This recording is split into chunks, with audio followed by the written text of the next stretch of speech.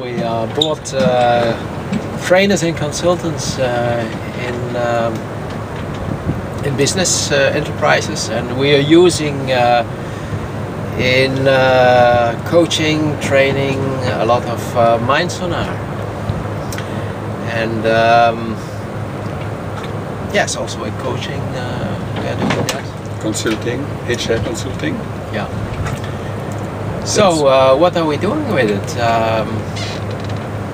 Well, in coaching we're using it very often to have a first very quick insight about the topic on which our coachees wants us to coach them. In training we use it to change attitudes. Yes. So the deep way of functioning of people, and not the way they should do it, but the way they cannot do it, and understand why they can't do it. The deep reason why they can't make the training true in practice. It's true that we, through the years, saw that a lot of training, if you only are focusing on behavior, is wasted time. People go through a training and then afterwards fall back on their habitual, usual behavior. And so the challenge is always to change the underlying attitude towards the behavior. That's what we call the yo-yo effect. That's what we call the yo-yo effect. There is a change, and then after a while there is no change. Yes. Yes.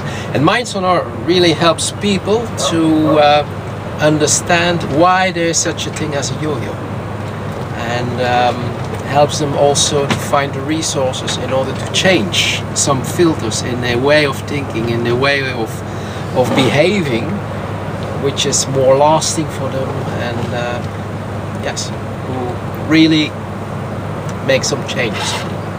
So we are happy about it, and they are happy about it. So I like to hear you exactly that. Yeah. So in consulting, we're using it to measure competences, talents. Since talents are a lot described today in terms of behavior and not in terms of internal processes, and MindSonar really helps people understand how they are doing the internal processes that leads to the competence, that leads to the talent, and that's where we use MindSonar in order to picture the competence, and in order also to lead people to develop the necessary resources in order to improve their competence.